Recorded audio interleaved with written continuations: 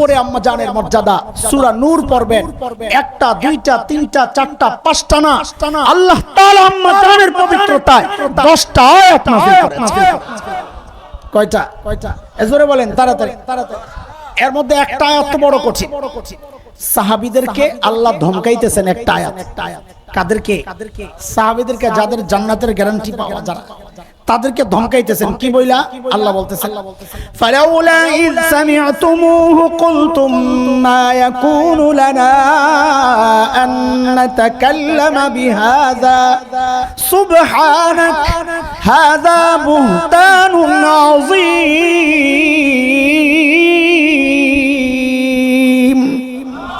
সাহাবীদেরকে আল্লাহ ধমকাচ্ছেন এই বলে যে যখন তোমরা এই সমস্ত কথাবার্তা শুনলা তখন কেন বললা না যে এসব বিষয় আমাদের কথা বলা উচিত না? আল্লাহ পবিত্র, আল্লাহর রাসূল পবিত্র, রাসূলের স্ত্রী পবিত্র, এটা স্পষ্ট মারাত্মক অপবাদ। এই কথা কেন বললা না? আল্লাহ ধমকাইতেছেন, শাসাইতেছেন কাদেরকে? এত বড় মানুষ আম্মা জান আয়েশা। জমিনের মর্যাদা নবীর সবচেয়ে প্রিয়, আসমানের মর্যাদা পবিত্রতায় আল্লাহর 10 আয়াত নাযিল। এত বড় মানুষটা মুসলমান নামাজে দাঁড়াইছে। আম্মা জানের মর্যাদা কিছু বুঝে আসছে? আমার মায়ের মর্যাদা সারা রাত বললেও তো শেষ হয় না। আমি একটা প্রসঙ্গ আনার জন্য কথাটা বলেছি। নামাজে দাঁড়াইছে, তিলাওয়াত করতেছিলেন, ওয়াবাদালাহুম মিনাল্লাহি মা লাম ইয়াকুনু ইয়াহতাসিবুন। এই আয়াত পড়তেছেন আম্মা জান আর কান্না করতেছেন। এই আয়াত পড়তেছেন আর কান্না করতেছেন। আয়াত শেষ করতে পারেন না, আবার শুরু করেন, আবার কান্না করেন, আবার শুরু করেন, আবার কান্না। এইভাবে রাতের নামাজ, তাহাজ্জুদের নামাজ ছিল। এইভাবে রাত শেষ হয় প্রায়, আম্মা জান আয়াত শেষ করতে পারেন কেন? ও যুবক খেয়াল করো, বাবা খেয়াল করেন, কেন কেন কেন কান্না করছেন আম্মা জান? কি আছে এই আয়াতে? আল্লাহ বলতেছেন, ওয়াবাদালাহুম মিনাল্লাহ, হাসরের মাঠে বান্দার এমন পরিচয় প্রকাশ পাওয়া যাবে মা লাম ইয়াকুনু ইয়াহতাসিবুন, যার কল্পনাও সে দুনিয়াতে করে নাই। এই আয়াত পড়ে আম্মা জান কান্না করতেছেন কেন? বলে হারে, দুনিয়ায় তো আমার পরিচয় আমি নবীর স্ত্রী, দুনিয়ায় তো আমার পরিচয় আমি আবু বকরের মেয়ে। আরে না জানি এমন হয় হাসরে উঠছি তো দেখি আমার পরিচয় পাল্টায় গেছে, এখন আমি অপরাধীদের সাথে দাঁড়ায় আছি। হায় যদি এমন হয় আমার কি? কোথায় আম্মা জান, কোথায় হাসান জান? মাঝে মধ্যে এই প্রসঙ্গগুলো আসলে কলিজা মোচড় দেয়। যাহারে যদি এমন হয়, আল্লাহ না করো, আল্লাহর সামনে দিয়ে তো যাওয়া লাগবে, যাওয়া লাগবে না? বলেন যাওয়া লাগবে কি লাগবে না? যাওয়ার সময় যদি একটা ডাক এসে যায়, কি ডাক? ওয়াকিফুহুম ইন্নাহুম মাসউলুন, এটারে থামা, ওকে জিজ্ঞেস। হিসাব নেওয়া লাগবে। হিসাবের খাতা যদি খোলা হয় তাইলে শেষ। দুনিয়ায় তো মানুষ জানে হাফেজ,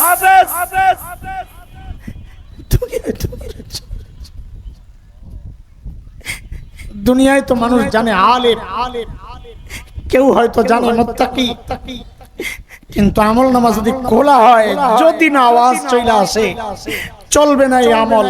ওমতাজুল ইয়াউম আইয়ুহাল মুজরিমুন, ও অপরাধী, তুই আমার নেককার বান্দা থেকে আলাদা হয়ে যা, তুই আলাদা হয়ে যা, তোর রাস্তা জাহান্নাম, আমার নেককার বান্দাদের রাস্তা জান্নাতে। হায় যদি এই পাপ চলে আসে আমার কি হবে?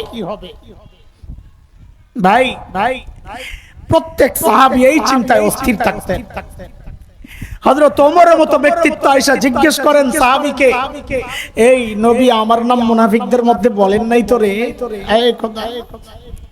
ওমরের মতো ব্যক্তিত্ব, শাহাদাতের রক্তে রঞ্জিত ওমর পড়ে আছেন মসজিদে নববী, মাটিতে গড়াগড়ি, মুখটারে জমিনের সাথে হযরত ওমর ঘষতেছিলেন আর কাঁদতেছিলেন আর বলতেছিলেন, ওয়াইলুন লাকা ইয়া ওমর ইন লাম ইয়াগফির লাকা রাব্বুক। ওমর, তোমার রব যদি তোমারে ক্ষমা না করে, তোমার জন্য ভয়ঙ্কর বিপদ কিন্তু অপেক্ষা। কোথায় ওমর, কোথায় আম্মা জান, কোথায় হাসান জান? আরে যারা আমল করেছেন তারাই নিশ্চিন্ত না, আর আমরা আমল করি না, আমরা নিশ্চিন্তায় বসে আছি। যারা আমল করেছেন, জান্নাতের গ্যারান্টি পেয়েছেন, তারা কেঁদেছে। আমরা কে গ্যারান্টি দিল? ও যুবক, কে গ্যারান্টি দিল যে মৃত্যুর যন্ত্রণা হবে না? কে গ্যারান্টি দিল যে কবরের আযাব হবে না? কে গ্যারান্টি দিল যে জাহান্নামে যাব না? কোন গ্যারান্টি পায়া জমিনে হাসতেছি, চলতেছি? কত বলে চুল পাইকা সাদা হয়ে গেছে, এখনো গুনাই ছাড়তে নাই। দাড়ি পাইকা সাদা, এখনো গুনাই ছাড়তে নাই। ছাড়বেন কবে বাবা জিজ্ঞেস করি? কবে ছাড়বেন জিজ্ঞেস করি? আরে যুবক, তুই ভাবিস না তোর বয়স হবে এরপরে মরবি না। কত বাবাকে দেখছি সন্তানের লাশ কাঁধে নিয়ে যাইতেছে। আরে কে জানে এই মজলিসে এমন কেউ থাকতে পারে যে বসে আছে এখানে, তার খবর নাই, তার কাফনের কাপড়টা চলে আসছে দোকানে। যে কোনো মুহূর্তে বাড়ির দিকে হাঁটা দিবে কাফনের কাপড়। কোন ভরসায় এই জিন্দেগি চলতেছে দোস্ত? কোন ভরসায়? বলছিলাম আমল কবুলের কথা মনে আছে? সাবজেক্ট মনে আছে? আমলকে যদি আল্লাহর কাছে কবুল করাইতে হয় তো সারাক্ষণ দিলের মধ্যে ওই অস্থিরতা প্র্যাকটিস করতে হবে। আহারে আমার আমল যদি কবুল না হয়, আহারে আমার কি উপায় হবে? আহারে হাসরে আল্লাহর মাঠে আল্লাহর সামনে কেমনে দাঁড়াবো? আহারে কেমনে দাঁড়াবো? আহারে গুনাহ তো করছি পাক্কা খাঁটি, আমল তো করছি ভেজাল, হায় আমার কি হবে? যার মধ্যে যত হতাশা, যত চিন্তা, আশা করা যায় তার আমল আল্লাহর কাছে তত বেশি কবুল হবে ইনশাআল্লাহ। বাস চারটা সবক শিখালাম, আলোচনা করলাম, শিখালাম, আলোচনা করলাম। আমলকে আল্লাহর কাছে গ্রহণযোগ্য বানাইতে হইলে এক নাম্বার, আমলের পর সব সময় কি করব? নবী আলাইহিস সালামের সুন্নাহ এটা, খলিলের সুন্নাহ এটা, দোয়া করব। দুই নাম্বার কি করতে হবে? গুনাহ ছাড়তে হবে মাশাআল্লাহ। তিন নাম্বার আমল করতে হবে কোন তরিকায়? সুন্নত তরিকায়। বেদাত ছাড়তে হবে, মন গড়া আমল ছাড়তে হবে। যে কোনো কাজ করার সময় চিন্তা করব এই কাজ আমার নবী কিভাবে করেছেন, বাস এতটুকুই যথেষ্ট। চার নাম্বার, সব সময় হৃদয়ে অস্থিরতা লালন করতে হবে, হায় আমার কি হবে? তাইলে আশা করা যায় আল্লাহ আমল কবুল করবেন। আমরা আমল যেভাবে করলে, যে মানসিকতা লালন করলে, ধারণ করলে আমাদের আমল আল্লাহ কবুল করবেন। গোটা জীবনকে আল্লাহ আমাদের ওইভাবে সাজানোর তৌফিক দান করেন, আমিন।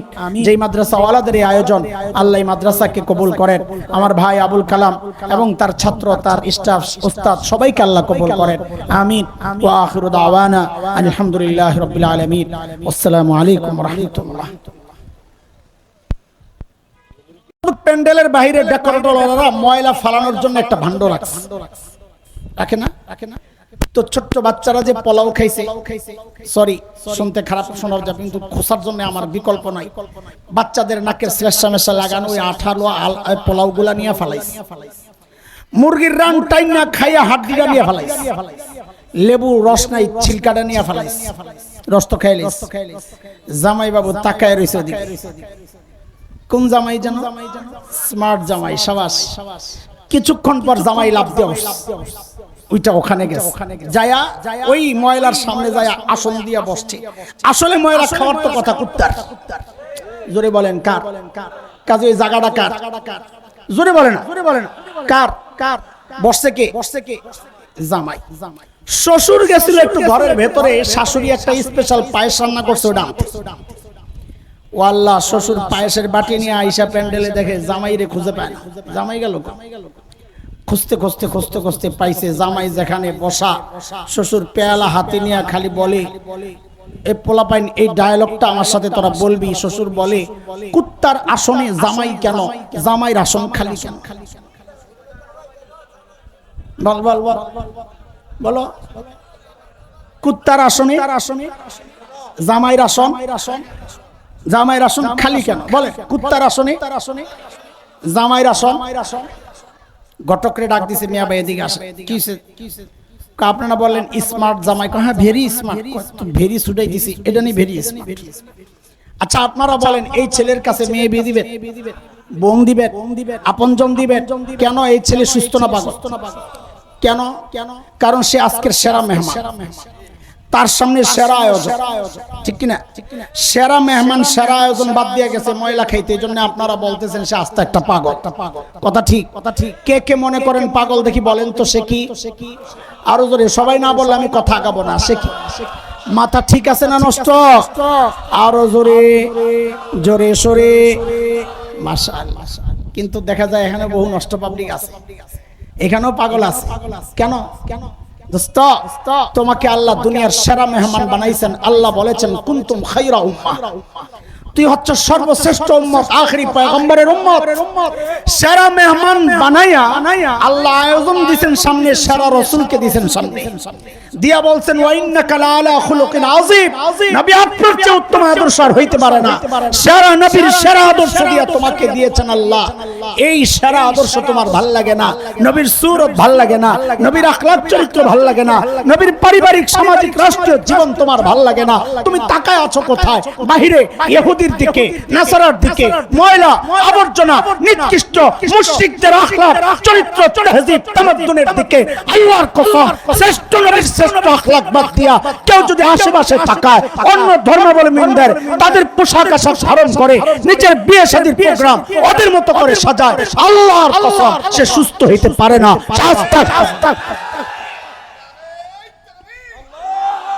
এই কথা কি আমার না আল্লাহর? আল্লাহ কই বলছেন? আপনি বলে দেন, বল বল। আল্লাহ বলতেছেন কোরআনে, শাবাশ। আল্লাহ বলেন কি?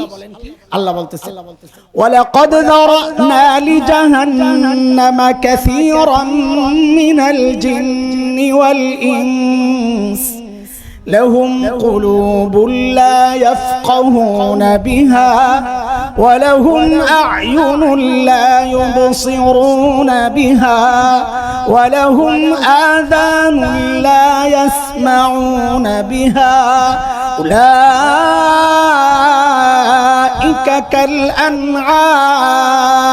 كالأنعام بل هم أضل أولئك هم الغافلون।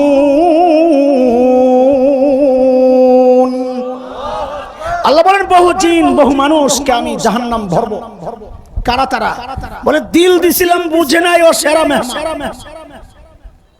দিল দিছিলাম বুঝে নাই, তার সামনে সেরা আয়োজন বুঝে নাই।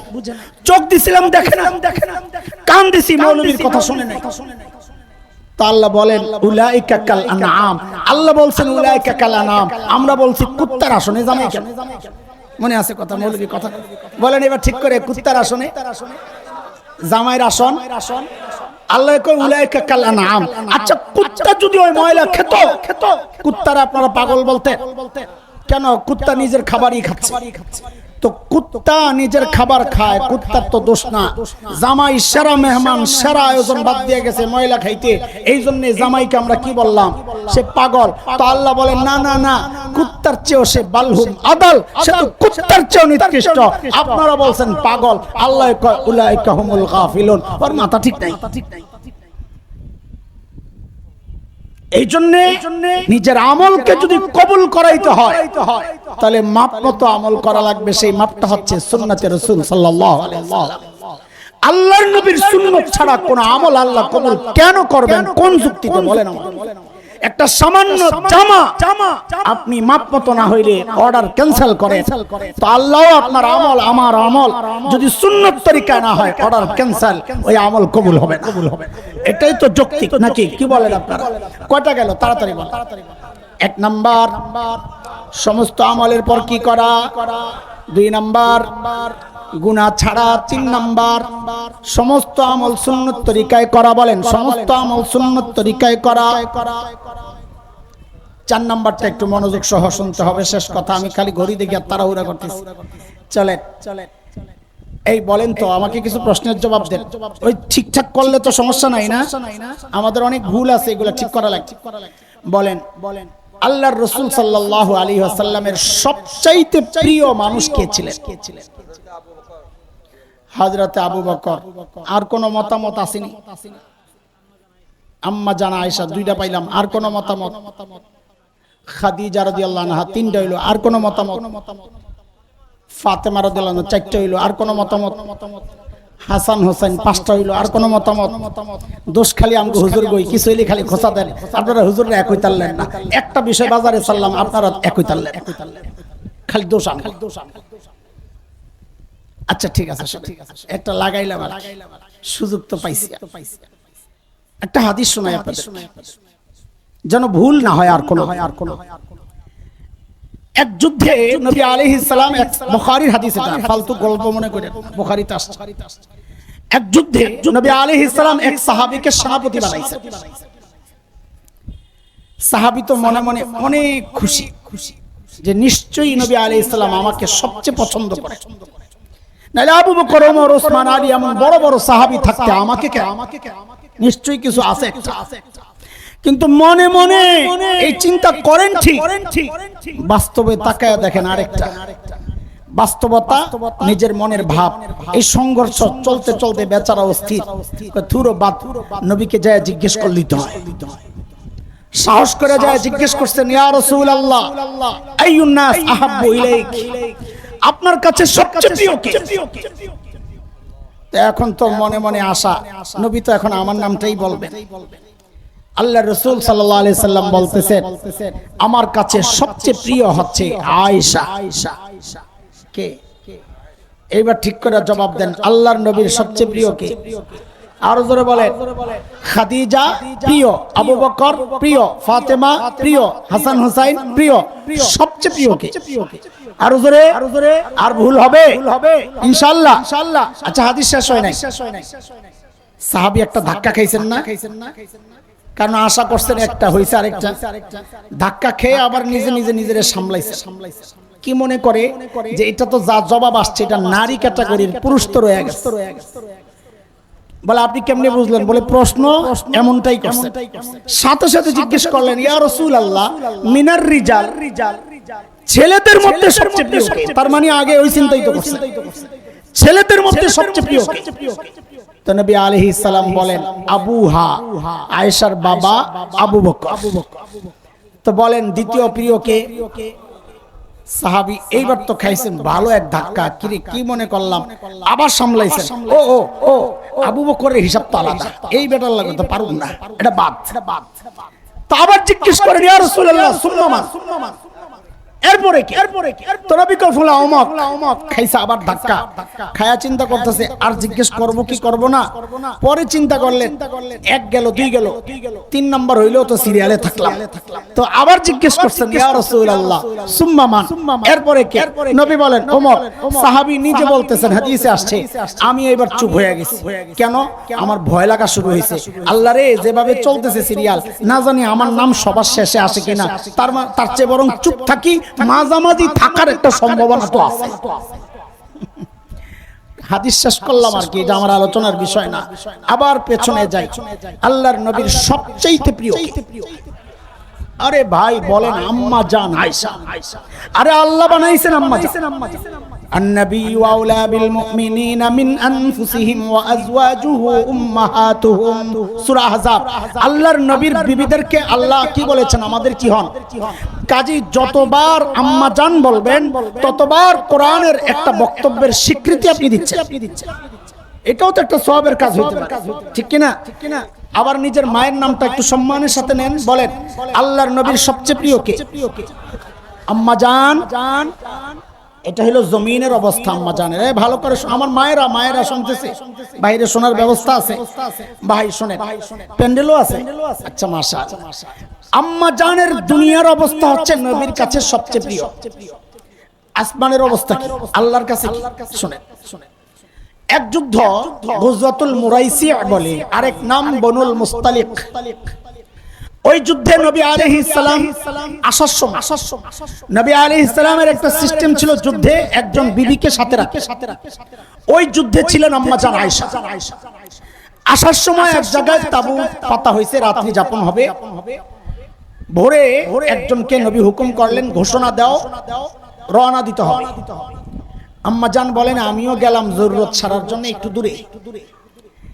অজু টজু করে টরে যখন আসছি, এসে দেখি গলার হার ছিল একটা, ওই হারটা নাই। এখানে একটা প্রসঙ্গক্রমে কথা বলেনি, আম্মাজান এই হার তালাশ করতে যায় লম্বা সময়টা যে ব্যয় করলেন, কেউ এমনটা মনে না করা একটা হারের জন্য আম্মাজানের এত কষ্ট, দুনিয়ার প্রতি মহব্বত না, এটা মনে করবেন না। কেন? কারণ হারটা আম্মাজান হাওলাত নিছিল, হাওলাত ঋণ নিছিল, এটা তো সূক্ষ্ম বিষয়। হার আম্মাজান কি করছেন?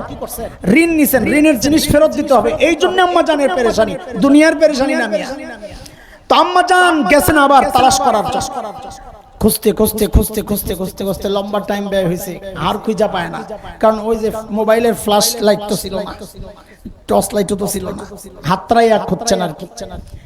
আম্মাজান যখন জায়গায় ফেরত আসে, আরে এসে দেখেন যে নবী কাফেলা নিয়ে চলে গেছে। কেন গেলেন?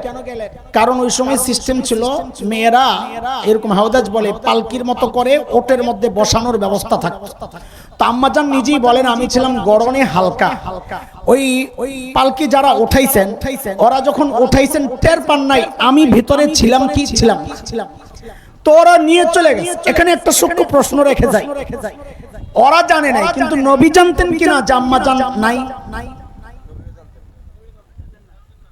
আচ্ছা আমি বলি আমার বিশ্বাস নবী জানতেন না।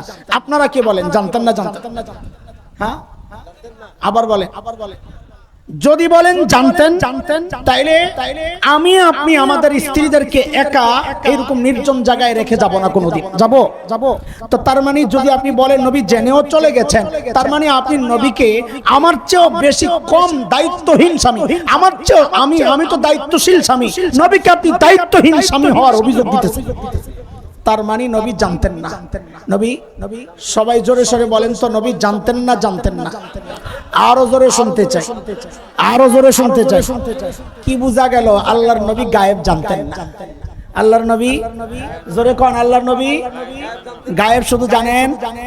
আপনারা এই বিষয়ে আমি আলোচনা করব না। সূরা আরাফ আয়াত 188 188 ওই তাফসীর খুলে দেখবেন, ওখানে স্পষ্ট বলা আছে। যাই হোক আল্লাহর নবী চলে গেছে। আম্মাজান এসে যখন দেখছেন কেউ নাই, আম্মাজান জায়গায় বসে পড়ছে। এটা আরেক নিয়ম শিখেন। যেখান থেকে হারায়া যাবেন ছুটাছুটি করবেন না, ওই জায়গায় দাঁড়ায় থাকবেন। যে খুঁজতে আসবে প্রথমে ওখানে আসবে। এখন আপনি গেছেন আরেক জায়গায়, যে খুঁজতে আসছে সে এসে আপনাকে পায় না, আবার আপনি আসছেন সে গেছে আরেক জায়গায়, এটা পেরেশানি বাড়ে। আম্মাজান ওখানেই বসে আছেন, বয়স কম, লম্বা সফর, সফরের ক্লান্তি, ঘুমায় পড়ছে। আল্লাহর নবীর আরেকটা সিস্টেম ছিল, কোথাও থেকে কাফেলা যখন রওনা দিতে একজনকে পেছনে রেখে আসতে। সিস্টেম এটা সুন্দর সিস্টেম। কেন রেখে আসতে? যাওয়ার পর একটা চেক দিত, চেক কিছু রয়ে গেল কিনা। এখন এটা খুব বেশি জরুরি। অধিকাংশ সফরে আসার পর বলে হুজুর কাম হয়েছে, কি হয়েছে? চার্জারটা রেখে। এখন কি রেখে আসে? এখন শুধু চার্জার রেখে আসে। তো নবী আলাইহিস সালামের যুগে মিসওয়াক থাকতো, এটা থাকতো, এটা থাকতো। তো নবী একজনকে রেখে আসতেন যেন কিছু না থাকে, উনি লাস্ট কাঁচায় সব নিয়ে আসবেন। ওই সাহাবী আয়েশা দেখেন জাম্মাজান, হাদিসের কথা, সাহাবী এতটুকুই বলেছেন ইন্না লিল্লাহি ওয়া ইন্না ইলাইহি রাজিউন। নবী আলাইহিস সালাম তো চলে গেছেন, সাহাবী নিজের বাহনকে বসায় আম্মাজানকে উঠায়া ধরে ধরে একা একা গেছে। বেলা অনেক দূর হয়ে গেছে। কাফেলার সাথে যখন মিলিত হইছে, ওই দিক দিয়ে মুনাফিকরা খবর ছড়ায়া দিছে যে আম্মাজান নাই মানি ওই যে পিছনে যেই সাহাবীকে নবী রেখে আসছে, নাউজুবিল্লাহ নাউজুবিল্লাহ, আম্মাজানের সাথে ওই সাহাবীর গোপন সম্পর্ক ছিল, সেই জন্য আম্মাজান ওখানে রয়ে গেছে। মুনাফিকরা তো খবর খুব ছড়াইছে। কিছু দুর্বল মুসলমান যেমন হযরত হাসান ইবনে সাবিত, সাইয়েদনা আবু বকরের সম্পর্কের ভাগিনা হযরতে মিস্তাহ, হযরত নবী আলাইহিস সালামের শ্যালিকা হামনাহ বিনতে জাহাশ, যায়েনব বিনতে জাহাশের বোন, এই মানুষগুলো এগুলোর সাথে জড়ায় গেছে। এক মাস পর্যন্ত মদিনা গরম, এই আওয়াজ শুধু চলতেছে, কিন্তু আম্মাজান কিছুই জানেন।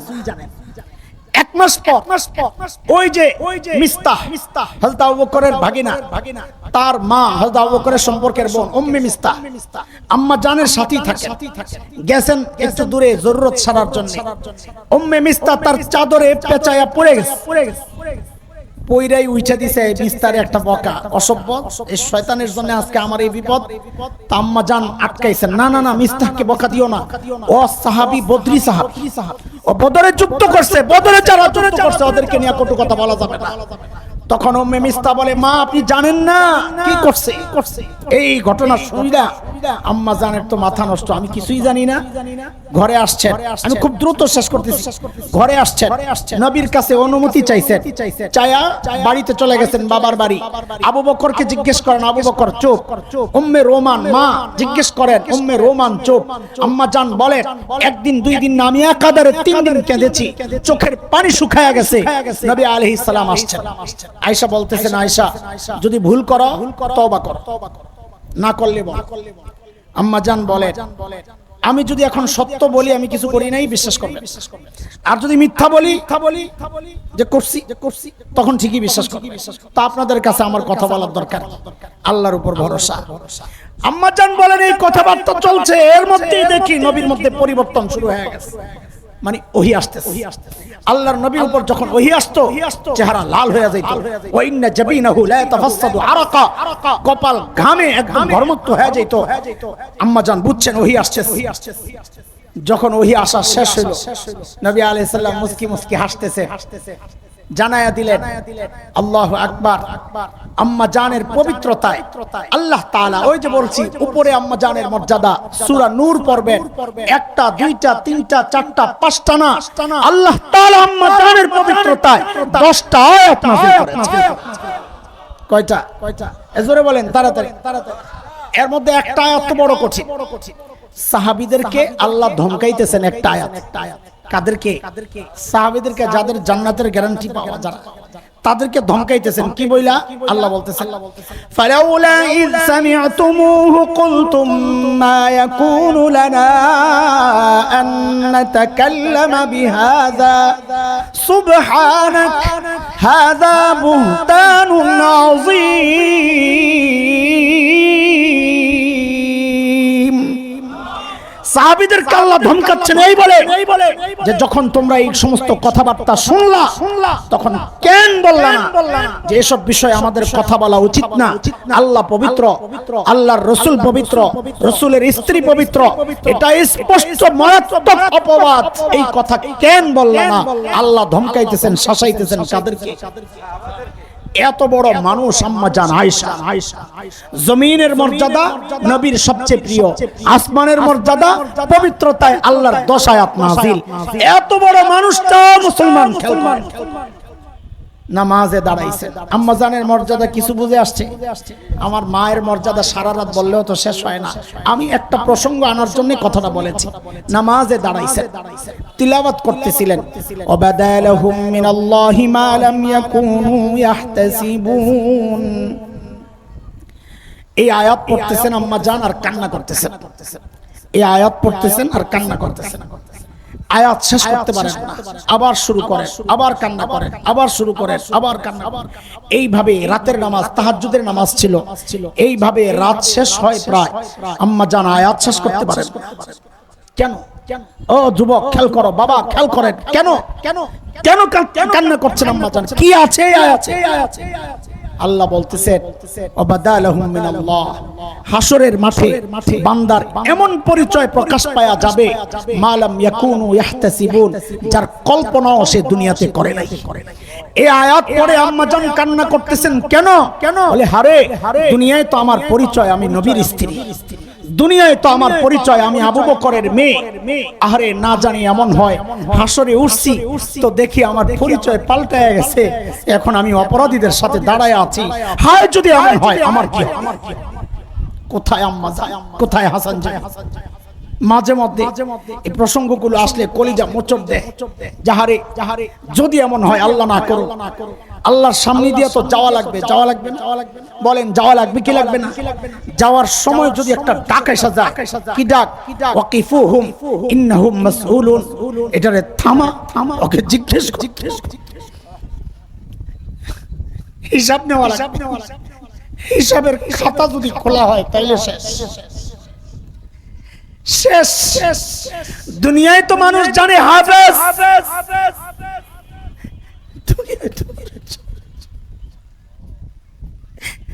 দুনিয়ায় তো মানুষ জানে আলেম, কেউ হয়তো জানে মুত্তাকি, কিন্তু আমল নামা যদি খোলা হয়, যদি না আওয়াজ চলে আসে, চলবে না এই আমল। ওমতাজুল ইয়াউম আইয়ুহাল মুজরিমুন, ও অপরাধী, তুই আমার নেককার বান্দা থেকে আলাদা হয়ে যা, তুই আলাদা হয়ে যা, তোর রাস্তা জাহান্নাম, আমার নেককার বান্দাদের রাস্তা জান্নাতে। হায় যদি এই ডাক চলে আসে আমার কি হবে? ভাই ভাই, প্রত্যেক সাহাবী এই চিন্তায় অস্থির থাকতেন। হযরত ওমরের মতো ব্যক্তিত্ব আয়েশা জিজ্ঞেস করেন সাহাবীকে, এই নবী আমার নাম মুনাফিকদের মধ্যে বলেন নাই তো রে?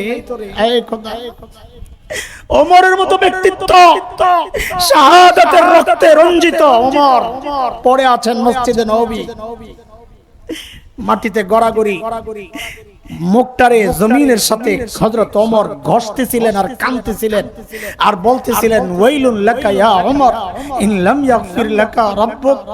ওমর, তোমার রব যদি তোমারে ক্ষমা না করে, তোমার জন্য ভয়ঙ্কর বিপদ কিন্তু অপেক্ষিত।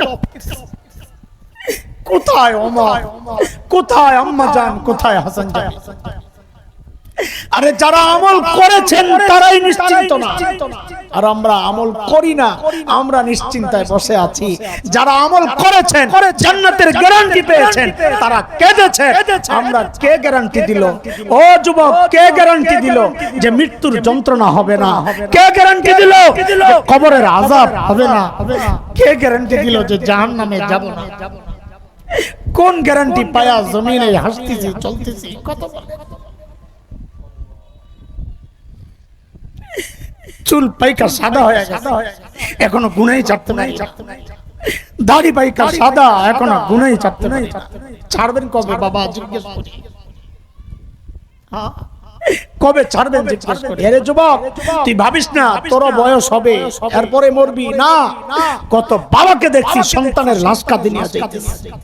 আরে কে জানে এই মজলিসে এমন কেউ থাকতে পারে যে বসে আছে এখানে, তার খবর নাই, তার কাফনের কাপড়টা চলে আসছে দোকানে, যে কোনো মুহূর্তে বাড়ির দিকে হাঁটা দিবে কাফনের কাপড়।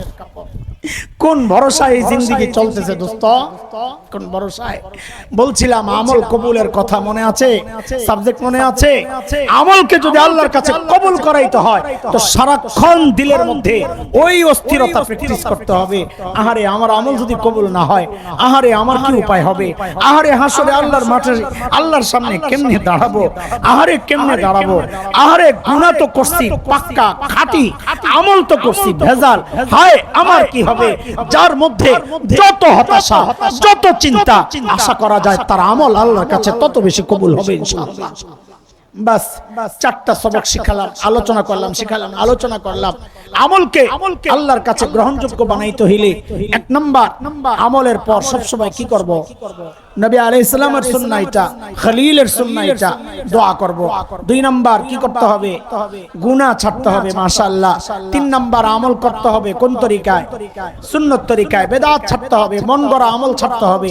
যে কোনো কাজ করার সময় চিন্তা করব এই কাজ আমার নবী কিভাবে করেছেন, বাস এতটুকুই যথেষ্ট। চার নাম্বার, সব সময় হৃদয়ে অস্থিরতা লালন করতে হবে, হায় আমার কি হবে? তাইলে আশা করা যায় আল্লাহ আমল কবুল করবেন। আমরা আমল যেভাবে করলে, যে মানসিকতা লালন করলে ধারণা